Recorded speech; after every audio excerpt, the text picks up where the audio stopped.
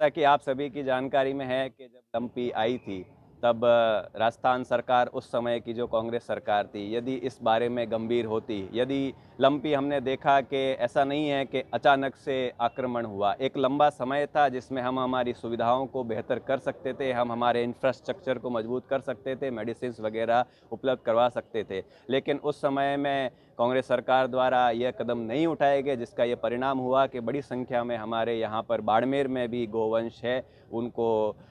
एक खराब दिन देखने पड़े और कई मौतें हमारे यहाँ पर गोवंश की हुई। लेकिन हमारी वर्तमान राजस्थान की भाजपा सरकार है, वह गोवंश पशुओं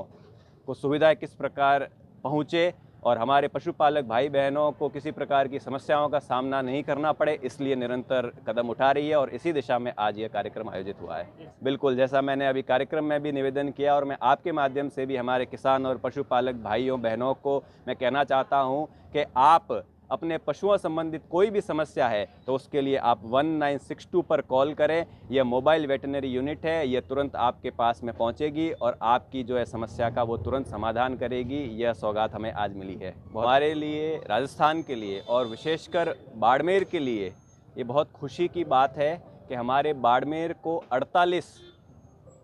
मोबाइल वेटनरी यूनिट्स MVU का आज लोकार्पण हुआ है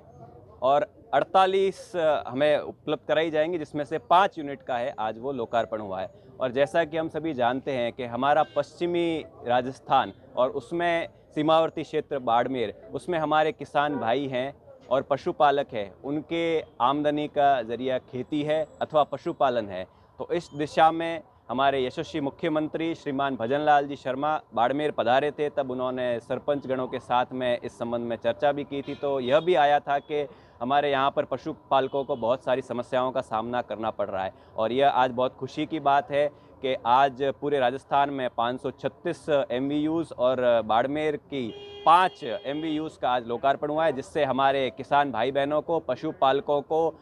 जो उनके पशुओं संबंधित कोई भी समस्या है, उनकी चिकित्सा संबंधित समस्या है, उसके लिए तुरंत सुविधा उपलब्ध होगी। उसके लिए वो 1962 उस पर कॉल करके और तुरंत है वो चिकित्सा सेवा है वह प्राप्त कर सकते हैं। और साथ ही मैं यह भी कहना चाहता हूं कि हमारे यशस्वी मुख्यमंत्री श्रीमान भजन लाल जी शर्मा आपनो अग्रणी राजस्थान का संकल्प लेकर चल रहे हैं और हर क्षेत्र में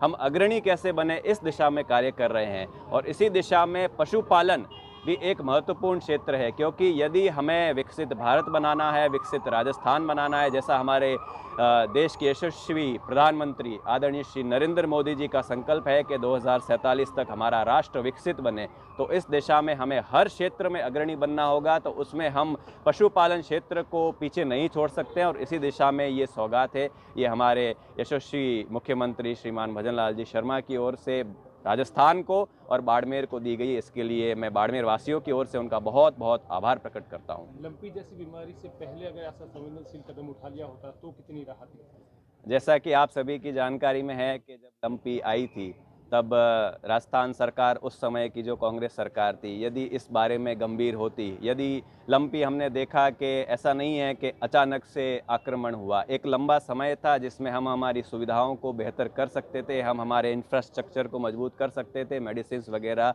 उपलब्ध करवा सकते थे। लेकिन उस समय में कांग्रेस सरकार द्वारा यह कदम नहीं उठाए गए, जिसका ये परिणाम हुआ कि बड़ी संख्या में हमारे यहाँ पर बाड़मेर में भी गोवंश है, उनको एक खराब दिन देखने पड़े और कई मौतें हमारे यहाँ पर गोवंश की हुई। लेकिन हमारी वर्तमान राजस्थान की भाजपा सरकार है, वह गोवंश पशुओं को सुविधाएं किस प्रकार पहुँचे और हमारे पशुपालक भाई बहनों को किसी प्रकार की समस्याओं का सामना नहीं करना पड़े, इसलिए निरंतर कदम उठा रही है और इसी दिशा में आज यह कार्यक्रम आयोजित हुआ है। 108 के बाद अब 1962 याद रखना पड़ेगा। बिल्कुल, जैसा मैंने अभी कार्यक्रम में भी निवेदन किया और मैं आपके माध्यम से भी हमारे किसान और पशुपालक भाइयों बहनों को मैं कहना चाहता हूं कि आप अपने पशुओं संबंधित कोई भी समस्या है तो उसके लिए आप 1962 पर कॉल करें। यह मोबाइल वेटनरी यूनिट है, यह तुरंत आपके पास में पहुंचेगी और आपकी जो है समस्या का वो तुरंत समाधान करेगी। यह सौगात हमें आज मिली है। बहुत बहुत धन्यवाद। Thank you.